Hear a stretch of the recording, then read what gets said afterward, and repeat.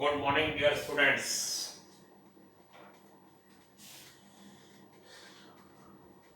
RD. Sharma में page 7.22 पर एक टॉपिक है, नया टॉपिक है maximum and minimum values of trigonometric function.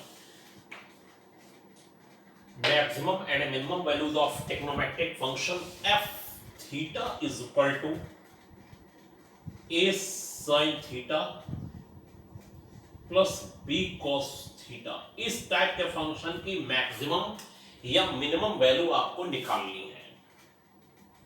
अब यहां एक वर्ड आया, मैंने इसको प्रूव करना, ये पूरा टॉपिक है। We know sine theta is greater than और इक्वल टू -1 और लेस देन और इक्वल टू 1, यानी lies between -1 to +1। Sine theta lies between -1 to +1 और -1 और +1 के इक्वल भी हो सकता है। अब आप कहेंगे ये क्या है सर? ये है कि आपको साइन 0 की वैल्यू पता होगी, 0 होती है। फिर साइन 0 आपका, अगर आपको जो लर्न है वैल्यू 30 डिग्री तक जाएगा तो बढ़ेगा एंगल 0 से, तो वो होगा 1/2, मतलब होगा 0.5। फिर उसके बाद साइन 45 डिग्री होगा, वो होगा 1/√2 और इसकी वैल्यू आप कैलकुलेट करके देख लीजिए 0.7 होगी। फिर साइन 60 डिग्री की वैल्यू 0.8 होगी, √3/2 0.8 होता है, निकाल के आप लोग देखेंगे। फिर साइन 90 की वैल्यू बढ़ते बढ़ते 0 डिग्री से जो वैल्यू है साइन 30 की वैल्यू 0.5 और ये बढ़ते बढ़ते आपकी वैल्यू साइन 90 पर हो जाएगी 1। साइन 90 पर ये वैल्यू 1 हो जाएगी। 1 होने के बाद अब फिर आगे आएगी वैल्यू, और ये वैल्यू जो है साइन 120 की होगी। 120 की वैल्यू होती है साइन 90, यानी 1 × 90 + 30 यानी cos 30, और cos 30 की वैल्यू होती है √3/2 यानी कि 0.8। √3/2 याद रखिए 0.8 होता है, 1/√2 0.7 होता है। तो ये वैल्यू फिर डिक्रीज होना शुरू हो जाएगी, पहले इंक्रीज होना शुरू हुई, फिर डिक्रीज होते होते साइन 180 की वैल्यू होगी। साइन 180 की वैल्यू ऐसे निकलेगी कि इसको भी आप समझिए, साइन 180 डिग्री + 0 और ये हो जाएगा 2 × 90 + 0, और साइन 2 × 90 + 0 में 90 का मल्टीपल 2 है, इवन साइन का साइन ही रहेगा और ये पूरा पोर्शन चला जाएगा और सिर्फ 0 आ जाएगा। तो ये हो जाएगा आपका साइन 0। अब आप कहेंगे सर प्लस लूं या माइनस लूं? अब आप चाहे प्लस ले लीजिए चाहे आप माइनस ले लीजिए, कोई प्रॉब्लम नहीं है, क्योंकि साइन 0 0 ही आने वाला है। तो चाहे प्लस 0 चाहे -0, 0 हो गया, यानी कि साइन 180 की वैल्यू आपकी हो जाएगी 0। अब आप साइन 270 की तरफ बढ़ेंगे और साइन 270 की वैल्यू हो जाएगी साइन 3 × 90 + 0, कहने का मतलब है cos 0, और cos 0 जो होगा वो थर्ड क्वाड्रेंट में 3 × 90, 390 तो यहां तक पूरे करे, 390 आपने यहां तक पूरे करे। अब चाहे आप इसमें रहे चाहे इसमें रहे, लगना -en, क्योंकि साइन थर्ड में भी नेगेटिव और फोर्थ में भी नेगेटिव होता है। तो ये -1 आ गया, यानी कि साइन 270 की वैल्यू -1 होती है। और फिर साइन 360 की वैल्यू ऐसे ही आप निकाल के देखेंगे तो ये फिर 0 हो जाएगी, यानी कि साइन 0 जो है 0 होता है, साइन 0 0। अब आप इस बोर्ड पे मेरे इस चीज को ध्यान से देखिए, साइन 0 0 होता है, फिर ये इंक्रीज होना शुरू होती है वैल्यू, आप चाहे टेबल में देखिए, और इंक्रीज होते होते 1 तक जाती है। फिर आप इसके वैल्यू आगे की निकालें। वैल्यू आगे की जो लोग आप निकाल सकते हैं वो 120 निकाल सकते हैं, 135 निकाल सकते हैं, 150 निकाल सकते हैं और 180 निकाल सकते हैं, और कोई वैल्यू आप अभी नहीं निकाल सकते जबकि आपके पास टेबल नहीं है या मैथमेटिकल कैलकुलेटर नहीं है।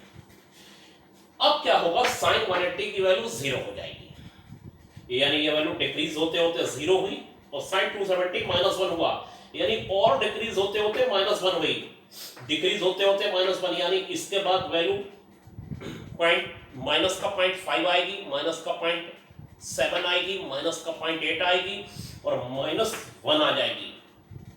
आप निकाल के देखेंगे। इसके आगे आप निकाल सकते हैं 210 की वैल्यू, साइन 210 की वैल्यू, और 210 की वैल्यू के बाद जिसमें 180 में 45 ऐड होता है, वो वैल्यू आप निकाल सकते हैं, यानी कि 180 प्लस, ये भी समझ लीजिए, 180 प्लस 45 यानी 225 की वैल्यू निकाल सकते हैं, फिर 240 की वैल्यू निकाल सकते हैं और फिर 270 की वैल्यू निकाल सकते हैं।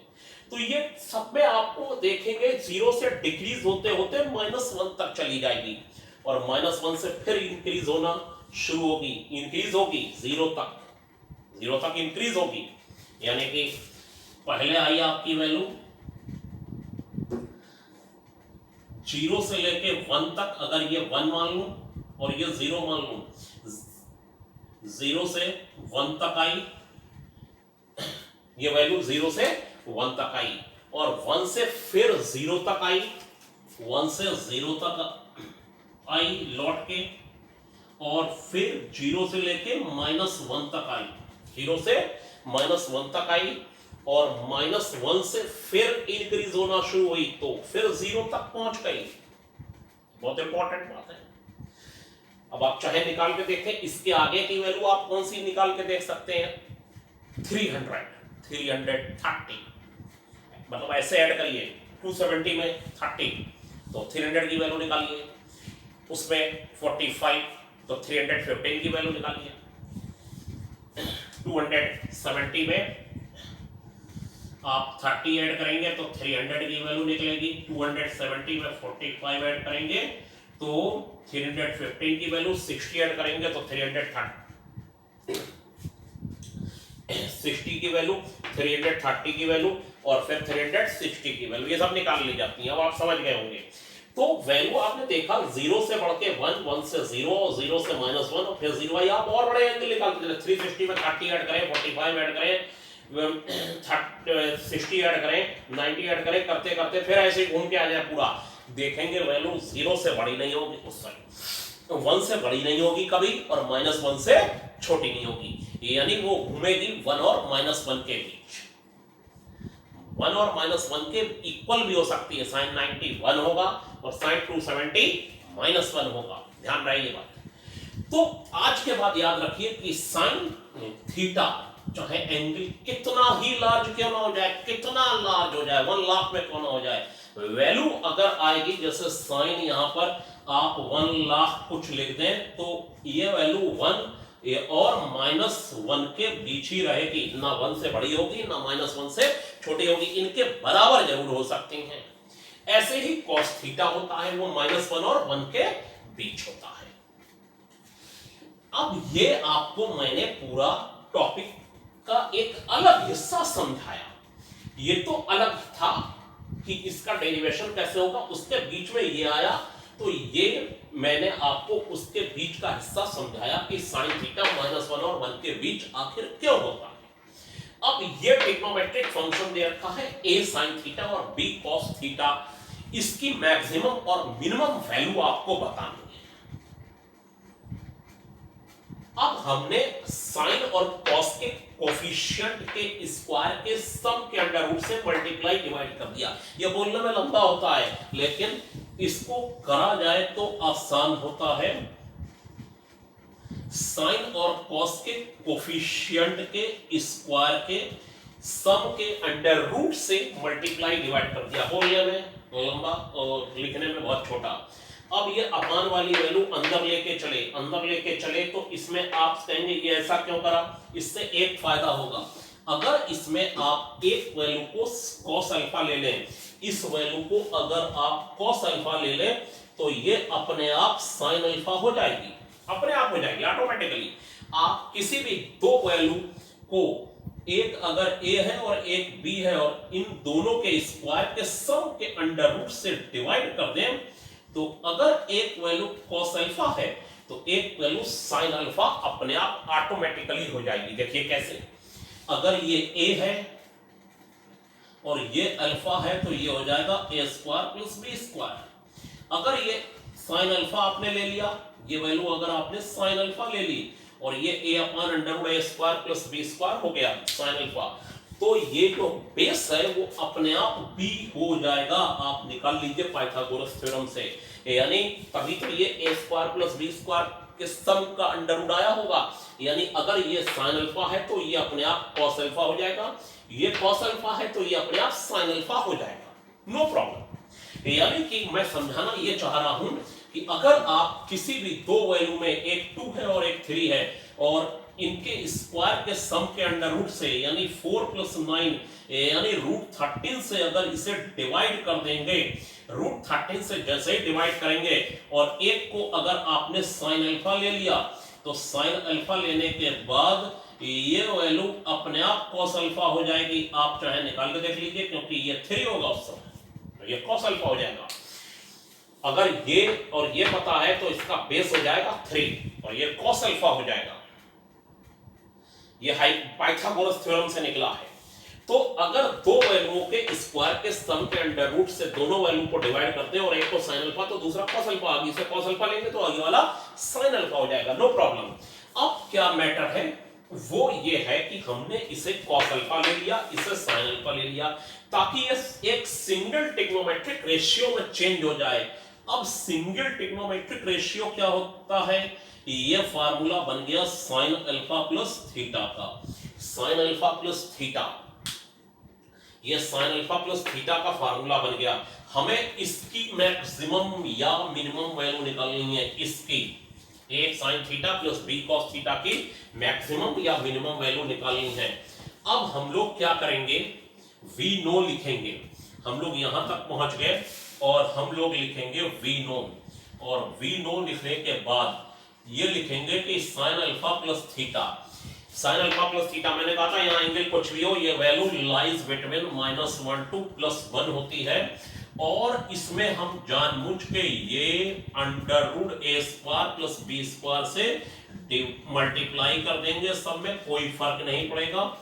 तो आप इसे देखते हुए ये जो f थीटा है और ये हो जाएगा under root a square plus b square this, और ये वैल्यू देखिए ये है, ये हो जाएगी f थीटा, और f थीटा हो जाने के बाद ये हो जाएगा under root a square plus b square, और ये हो जाएगा under root a square plus b square, और ये f थीटा कितना था, a sin theta plus b cos theta, और इसी की मैक्सिमम या मिनिमम वैल्यू निकालनी थी।